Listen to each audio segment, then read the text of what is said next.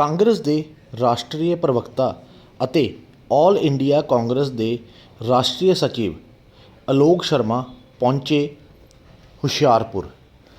ਇਸ ਮੌਕੇ ਦੇ ਉੱਤੇ ਉਹਨਾਂ ਨੇ ਜਿਮਨੀ ਚੋਣ ਦੇ ਵੇਲੇ ਹੋ ਰਹੇ ਇਲੈਕਸ਼ਨ ਦੇ ਵਿੱਚ ਚੱਬੇਵਾਲ ਸੀਟ ਤੋਂ ਕੀ ਕਿਹਾ, ਵੇਖੋ पूरी रिपोर्ट।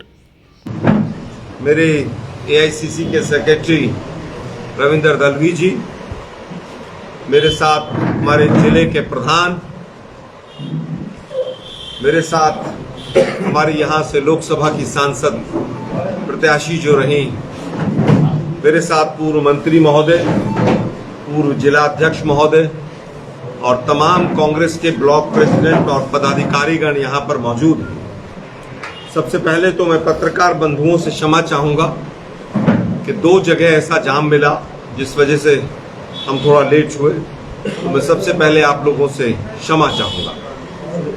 तत्पश्चात कांग्रेस पार्टी की तरफ से मैं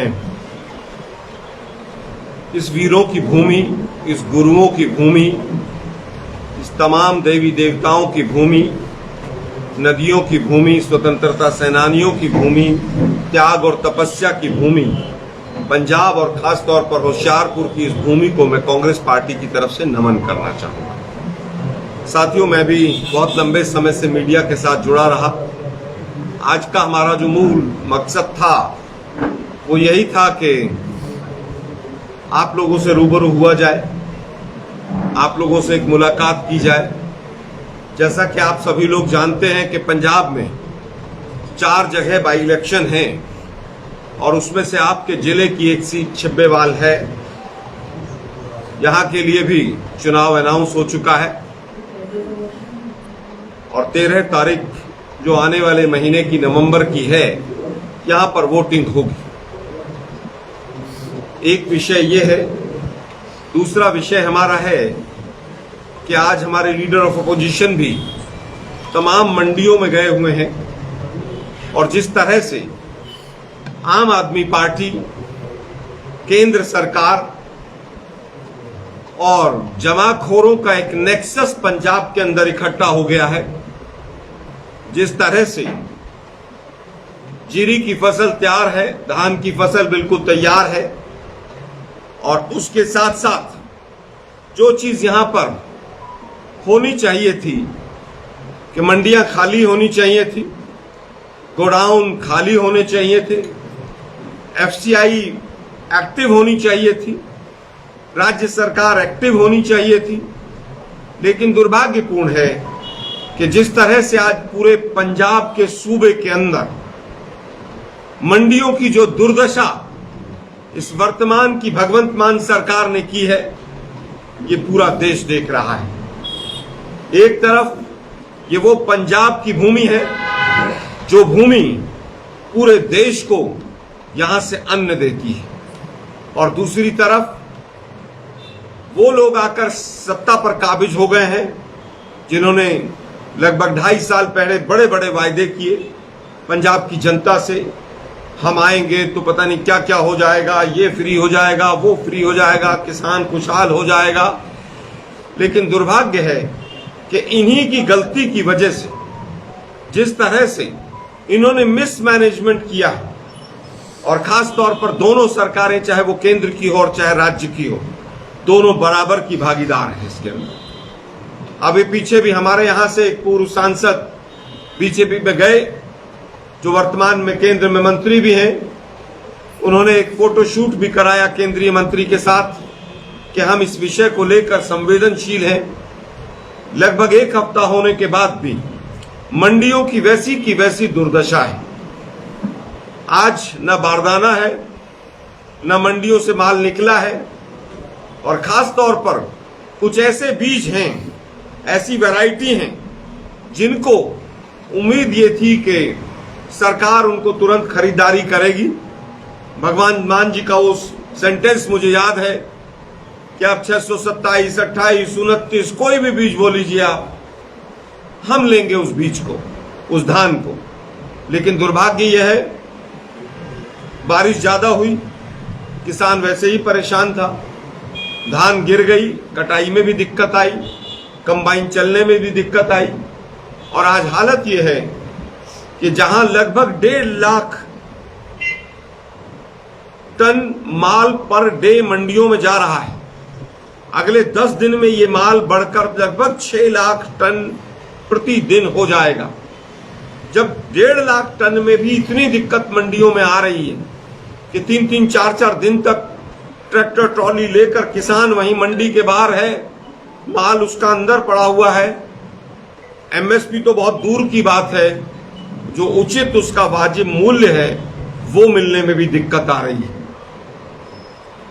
पिछले साल भी शैलर इंडस्ट्री ने भी इस निकम्मी सरकार की वजह से लगभग 6,000 करोड़ का नुकसान उठाया था, और इस बार वापस शैलर इंडस्ट्री भी पूरी तरह से घाटे में जा रही है। हो ये रहा है कि जो 3 काले कृषि कानून आए थे वो सब इन्हीं चीजों को मैनेज करने के लिए आए थे कि आज जब मंडी से माल नहीं उठेगा, किसान परेशान होगा, तो स्वाभाविक है कि किसान औने पौने दाम में, सस्ते दाम में अपने माल को बेचने के लिए मजबूर होगा, और तमाम जो धनाढ़े व्यापारी हैं उनके एजेंट इस माल को यहां पर खरीदेंगे। हमारा पहला विषय ये था कि इसकी जांच होनी चाहिए, किसकी गलती है ये, और सरकार से मांग है कि तुरंत जो माल मंडियों में पड़ा है और जो माल मंडियों में खेतों से आना है, उस माल की एक लिमिट टाइम में 12 घंटे 24 घंटे टाइम फिक्स हो कि मंडी में जब माल आता है तो उस माल की पूरी तरह से उठान हो, उसका शेलर में जाए या वो गोडाउन में जाए, चाहे एफसीआई ले, चाहे स्टेट गवर्नमेंट का जो डिपार्टमेंट है वो ले, किसान को परेशान नहीं होने देना है। दूसरा विषय साथियों, छिब्बेवाल का जो आपका विधानसभा का चुनाव है उससे संबंधित हम दोनों सेक्रेटरी एआईसीसी, यहाँ की जो लीडरशिप आपकी जिले की है, आपकी लोकसभा की है, उसके साथ आज मिलने के लिए आए हैं। कल भी हमारी एक विस्तृत बैठक चंडीगढ़ में हुई थी, तमाम कैंडिडेट्स को लेकर भी एक स्क्रीनिंग हमने कल की थी। लगभग 15 कैंडिडेट्स यहाँ पर टिकटार्थी हैं जो टिकट मांग रहे हैं। हम 1 से 2 दिन में इसकी स्क्रूटनी करके, शॉर्ट लिस्ट करके हम AICC all India Congress committee में अनुमोदन अपना भेज देंगे। आपकी स्टेट की जो लीडरशिप है, चाहे वो पीसीसी प्रेसिडेंट हो, चाहे लीडर ऑफ अपोजिशन बाजवा जी हो, सब से विचार विमर्श और चर्चा हुई है। आज चन्नी जी से भी बात हुई, और भी तमाम जो सीनियर लीडर्स हैं उनसे सभी से हमारी बातचीत हुई। 1 या 2 दिन में हम एक अच्छा कैंडिडेट आप लोगों के बीच में सेलेक्ट करके हम देंगे, और हम उम्मीद करते हैं कि आप लोग जिस तरह का आज प्रदेश में हाल है, चाहे वो ड्रग्स की बात हो, चाहे वो किसानों की हालत हो, चाहे वो बढ़ता हुआ इस प्रदेश के ऊपर कर्जा हो, और चाहे जिस भी तरह से लॉ एंड ऑर्डर की जो सिचुएशन है, आज जिस तरह से पूरे पंजाब में गैंगस्टर और माफिया राज स्थापित हो गया है, जेलों से और फोनों से जिस तरह से वसूली का धंधा चल रहा है, हम उम्मीद करते हैं कि इस सरकार को सबक सिखाने के लिए, हमारी बातों को जनता तक पहुंचाने के लिए, जो ये लोकतंत्र का चौथा स्तंभ मेरे सामने है, मीडिया के जो मेरे साथी हैं, ये हमारा साथ देंगे, और हम जनता तक अपनी बात सुचारू रूप से पहुंचा पाएंगे। हम सब लोग आपके बीच में अगले 15 दिन रहेंगे, जब तक 20 दिन चुनाव का रहेगा, 13 तारीख तक। आप लोगों के जितने सवाल होंगे, जितनी जिज्ञासाएं होंगी, हम आपसे विस्तृत चर्चा करते रहेंगे। साथ के साथ यहाँ की क्या समस्याएं हैं, मैं भी मीडिया के साथ, प्रेस के साथ बहुत लंबे समय से जुड़ा रहा हूँ, आपसे भी बहुत कुछ सीखने को मिलेगा। सर, कांग्रेस अब आपके जो भी सवाल दोनों विषयों पर हों, पहले हम धान और किसान वाले विषय पर ले लेते हैं, दूसरा फिर हम चिब्बेवाल पर आ जाते हैं। मैं पुनः अपनी लीडरशिप का धन्यवाद करता हूं कि उन्होंने मुझे यहाँ पर बुलाकर, अरोड़ा साहब हैं, डोगरा साहब हैं, सभी ने मौका दिया। अब आपके प्रश्न सादर आमंत्रित। सर, कांग्रेस अपनी पार्टी से करेगी या कोई बाहर से भी निशाना है कि कहीं और किसी पार्टी से? अभी तक जो डिस्कशन हुई है वो स्क्रीनिंग जो भी हुई है उसमें जो भी हमारे पार्टी के कार्यकर्ता हैं उन्हीं के ऊपर अभी तक चर्चा हुई है। उसके बाहर अभी तक कोई चर्चा अभी तक नहीं हुई। सर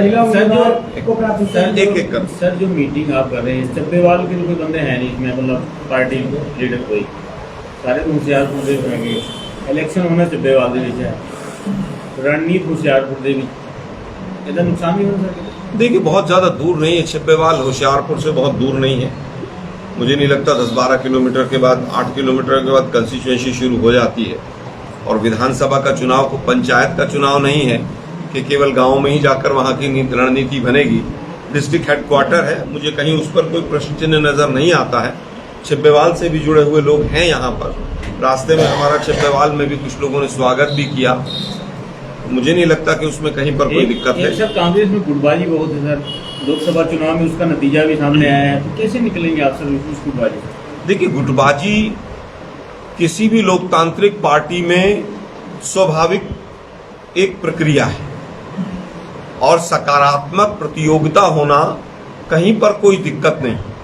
चाहे हमारी पार्टी हो, बीजेपी हो, चाहे वो केजरीवाल की पार्टी हो, कोई भी पार्टी हो और कोई भी राज्य हो, वहां पर गुटबाजी भी होती है। वहां पर लोग आगे बढ़ना भी चाहते हैं और वहां पर टिकटार्थियों की संख्या भी होती है। टिकट एक को ही मिलता है। आप निश्चिंत रहिए, इस बार हम डायरेक्टली मॉनिटर करेंगे और इस बार किसी भी तरह की गुटबाजी या कोई पार्टी के खिलाफ काम करेगा उसको बिल्कुल बर्दाश्त नहीं किया जाएगा। जो हाथ का निशान, पंजे का निशान लेकर जनता के बीच में जाएगा वही कांग्रेस है और उसके खिलाफ अगर एक भी व्यक्ति काम करेगा हम स्टेट लीडरशिप के साथ बात करके सख्त फैसले लेंगे। सर आप इंडिया लेवल पे हो तो आपसे ये क्वेश्चन पूछना बनता है कि नए नए हथकंडे अपना रही है कांग्रेस हर इलेक्शन में। जैसे पहले आप इंडिया अलायंस में इसी आम आदमी पार्टी को एक कह रहे थे पंजाब में, अब आप इसके एंटी चल रहे हो। नहीं, पहले भी लोकसभा में भी हमने अलग अलग चुनाव लड़ा था। इंडिया अलायंस एक टाइम तो ऐसा भी आया था ना कि हाईकमांड ने फैसला लिया। इंडिया अलायंस नहीं सर, आप दिल्ली और हरियाणा में साथ कर रहे हो ना सर, पंजाब में अलग लड़े। सवाल वही है, हम मैं उत्तर दे दूं? हाँ जी, मैं उत्तर दे दूं? उन्होंने सवाल पूछा। देखिए इंडिया अलायंस एक बड़ा अलायंस था, वहां पर मोदी जी को गिराना था। यहाँ की स्टेट लीडरशिप न उस समय तैयार थी न आज तैयार है। दिल्ली की लीडरशिप से भी जब बात हुई तब भी दो मत थे पार्टी के अंदर, लेकिन इंडिया अलायंस में क्योंकि 40 के करीब दल थे तो उनको साथ रखना इम्पोर्टेंट था, वहां पर हमने उनको रखा। हरियाणा में भी इसी तरह की चर्चा आई कि उनको साथ रखा जाए। हरियाणा में भी एक सकारात्मक बातचीत शुरू हुई, ऐसा नहीं कि बातचीत वहां भी शुरू नहीं, लेकिन वहां की स्टेट लीडरशिप भी कहीं ना कहीं इसके विरोध में थी। और उसके बाद अगर हरियाणा में भी इंडिया अलायंस के मामले में किसी ने पहल तोड़ने की गठबंधन तो वो आम आदमी पार्टी था। मतलब उन्होंने पहली अपनी लिस्ट जो थी 20 लोगों की वो अपनी डिक्लेयर की। जी, मतलब आप ये मानते हो कि कांग्रेस जो है मोदी को हराने के लिए किसी भी अच्छी बुरी पार्टी के साथ जुड़ सकती है? नहीं, ऐसा नहीं है कि अच्छी बुरी पार्टी के साथ। फिर आप यहाँ तो आम आदमी पार्टी को सुनिए ना, बात अच्छी और बुरी की नहीं। जब एक दुश्मन बड़ा होता है उसको गिराने के लिए कई बार छोटे कदम ऐसे भी लिए जाते हैं जिन पर प्रश्न चिन्ह उठते हैं। और मोदी कोई अकेले नहीं, मोदी खुद तो बनारस में हारते हारते बचे। 1.5 लाख वोट से, वो भी 33 कैंडिडेट्स को बैठाकर डीएम और एसपी के माध्यम से, तब हार से बचे हैं वो। तो मोदी कोई ऐसा वो नहीं है, एक गुब्बारा था मीडिया के साथियों के द्वारा खास तौर पर फुलाया गया और खास तौर पर नेशनल मीडिया के द्वारा फुलाया हुआ वो गुब्बारा फूट चुका है। अब विषय आता है कि आप क्या औरों से अलायंस करेंगे कि नहीं करेंगे। 1989 के बाद अलायंस की ही गवर्नमेंट्स हैं और मोदी जी के साथ तो जितने अलायंस के पार्टनर्स थे सब छोड़कर चले गए। आज वो नए नए अलायंस के पार्टनर्स ढूंढ रहे हैं। मोदी जी ने जब 2014 में चुनाव लड़ा तो 48 पार्टी थी उनके साथ। आज वो 26, 27, 28, 30 जितनी भी हैं, यही जेडीयू उनके खिलाफ भी थी। जेडीयू ने क्या क्या मोदी जी को नहीं कहा, मोदी जी ने जेडीयू को क्या क्या नहीं कहा। आंध्र प्रदेश के अंदर अभी कुछ दिन पहले अमित शाह जी कह रहे थे कि भ्रष्टाचार मतलब चंद्रबाबू नायडू। 6 महीने पहले मेघालय में जो चुनाव था, वहां पर मोदी जी ने मंच से कहा कि ये सरकार 15 दिन में पूरी जेल में चली जाए, और उसके 3 दिन 4 दिन के बाद, चुनाव के बाद, उन्हीं लोगों के साथ सरकार बनाई। मैं फिर कहूंगा, राज्यवार मुद्दे अलग हैं और कोई भी पार्टी किसी के साथ अलायंस करने के लिए स्वतंत्र है। सर, आप कह रहे हैं मोदी गुब्बारा फोड़ के आप हरियाणा के क्यों हार गए थे? अभी तो बहुत जल्दी चुनाव हुआ है। हरियाणा में 2 विषय रहे, कुछ गलतियां कुछ कमियां हमारी रही, और मोदी जी का गुब्बारा हरियाणा में भी फूटा। मोदी जी की हिम्मत नहीं हुई कि जाकर चुनाव प्रचार कर लूं। जहां 1-1 महीने पहले चुनाव प्रचार में उतरते थे, इस बार 4 रैलियां की। रोड शो में हर बार उनके वो एम्बुलेंस घुसती थी, इस बार नहीं आई होगी, क्योंकि पूरे हरियाणा में एक भी रोड शो नहीं कर पाए। फिर भी भाजपा जीत गई सर, वो आते 2 सीटें। मैंने कहा 2 चीजें हैं, वो तो मुझे भी पता है भाई, जीत गए, है ना। अब सवाल पूछिए ना, आप तंज मत कस। 1 मिनट भाई, तंज नहीं। आपकी भाषा तंज वाली। मैं 1 मिनट भाई, मैं उत्तर दूंगा, आपके हर प्रश्न का उत्तर दूंगा। मैंने पहला शब्द कहा कि हमारी भी कुछ गलतियां रही, लेकिन मोदी ब्रांड फेल हुआ। वहां पर भी 9.5 साल तक एक मुख्यमंत्री रखने के बाद हटा दिया और उसकी नो एंट्री कर दी। आप मुझे 3 चीजें बता दीजिए हरियाणा में बीजेपी की उपलब्धि जो मोदी ने की, 3 बताइए मुझे। एक्सपेरिमेंट तो आपने भी किया यार मुझे छोड़ दीजिए ना, आप 3 उपलब्धि बीजेपी की सरकार की बता दीजिए हरियाणा में। 1 नंबर, 1 मिनट सर, 1 नंबर। नहीं, हम क्यों बताएंगे? यार बीजेपी मैं फिर कह रहा हूँ, नहीं, मैं बीजेपी सर मैं फिर कह रहा हूँ, आप सवाल पूछे। एक्सपेरिमेंट सर आपने आप भी किया था। यार एक्सपेरिमेंट राजनीति में बैन हो गए क्या? तो फिर उन्होंने भी कर लिया। हाँ, तो मैं कब कह रहा हूँ कि उन्होंने एक्सपेरिमेंट क्यों किया? मैंने तो नहीं कहा उन्होंने एक्सपेरिमेंट लोकसभा के बाद सर लगातार कांग्रेस का ये निराशाजनक नहीं है जो आप हार गए, हरियाणा भी हार गए, जम्मू कश्मीर में 6 सीटें आई हैं आपकी। देखिए बिल्कुल, इसमें 2 चीजें हैं। पहली चीज ये है कि कुछ गलतियां कुछ कमियां हमसे रही, कुछ दूसरा विषय ये है कि पूरा तंत्र जब कैप्चर हो जाता है और जब इलेक्शन कमीशन एक तरफ चलने लगता है, हम जनता की लड़ाई लड़ रहे हैं। ईवीएम बंद होने के बाद 8-8, 9-9% वोट कैसे बढ़ रहा है, बीजेपी के किसी प्रवक्ता से पूछिएगा और उत्तर लीजिएगा उनसे कि ईवीएम में 4 दिन के बाद भी 99% बैटरी कैसे है। कल ही सुप्रीम कोर्ट में मैटर एक्सेप्ट हुआ है और इलेक्शन कमीशन को तलब किया गया है। हम दोनों लड़ाई लड़ रहे हैं। उसके बाद भी मैं कहूंगा कि कुछ कमियां कुछ गलतियां हमसे भी रही। सर क्या आपके ਉਦੋਂ ਯਾਦ ਆ ਜਾਂਦੀ ਹੈਗੀ ਆ ਜਿੱਥੇ ਹਾਰਦੀ ਹੈਗੀ ਜਿੱਥੇ ਜਿੱਤਦੇ ਉਦੋਂ ਕਿਉਂ ਨਹੀਂ ਈਵੀਐਮ ਯਾਦ? 2018 में जब चुनाव हुआ, हम तीनों राज्यों में चुनाव जीते और शाम को ऐसा ही सवाल एक पत्रकार बंधु ने पूछा। हमने कहा कि ईवीएम से वोटिंग नहीं होनी चाहिए और अगर हम गलत हैं तो इलेक्शन कमीशन और तमाम कैंडिडेट्स के लगभग 100 केस हिंदुस्तान में पेंडिंग है हाई कोर्ट और सुप्रीम कोर्ट में। तो क्या सुप्रीम कोर्ट और हाई कोर्ट भी गलत है? क्या ईवीएम से रिलेटेड जितने केस हैं वो बंद हो गए हैं? 6 महीने लोकसभा के चुनाव के हो गए हैं, क्या इलेक्शन कमीशन ने डाटा अपनी वेबसाइट पर डाल दिया है? आपने देखा कभी डाटा? 1 मिनट, कभी देखा आपने? 6-6 महीने तक अगर इलेक्शन कमीशन डाटा नहीं डालेगा, लोकसभा के चुनाव में फर्स्ट और सेकंड फेज के चुनाव के बाद डाटा डालेगा। आप ही लोग अपने टीवी चैनल्स पर स्क्रिप्ट चलाते हैं ना, 11 बजे तक 59%, 25%, 12%। सर एक मिनट, अगर आपको परसेंट पता है तो total number of cast vote election commission website पे डालने में 15-15 दिन क्यों लगाता है? ये हमारी कांग्रेस की लड़ाई नहीं है, लोकतंत्र की लड़ाई है। आप इस चीज को समझें। आज होशियारपुर के लोगों का एक ही चर्चा का विषय बना हुआ है कि कई ऐसी अफवाहें आ रही हैं कि लंदन से केपी लिया जाएंगे या किसी और कैंडिडेट को लाया जाएगा। क्या आप अपने एमपी कैंडिडेट पे दाव खेलोगे चब्बेवाल से? ये हमारा इंटरनल मैटर है, अभी से कैसे डिस्क्लोज कोई करें? अलायंस के बारे में सोच रहे हो चब्बेवाल के लिए? कोई जीत जैसे आप बोल रहे हो कि जीत के लिए कर सकते नहीं, कोई अलायंस नहीं होगा। 4 सीटों पर कांग्रेस अकेले लड़ेगी। मुद्दा क्या रहेगा? सर महिला उम्मीदवार पे दाव लगाएगी कांग्रेस पार्टी या पुरुष उम्मीदवार पे विचार कर रही है? देखिए, महिला और पुरुष हमारे लिए दोनों सम्मानित है, कोई भी हो सकता। मुद्दा क्या रहेगा सर इलेक्शन में? इलेक्शन में जो सरकार का फेलियर है इतनी नाकामियां जो मैंने गिनाई है, यही मुद्दा रहेगा। जैसे काफी समय से देखने में आ रहा है कि कांग्रेस के जो फ्रंटल ऑर्गेनाइजेशन है, चाहे वो सेवा दल है, एनएसयूआई है या महिला कांग्रेस है, उनकी सक्रियता कहीं नजर नहीं आ रही है। तो क्या इस चुनाव में आप इस चीज पर ध्यान देंगे और इसका क्या कारण रहेगा? मतलब आप चारों फ्रंटल ऑर्गेनाइजेशंस को अलग अलग काम बांटा जाएगा और वो क्या क्या काम करते हैं उस पर नजर भी रखी जाएगी। आपका सुझाव अच्छा है, स्वीकार करते हैं।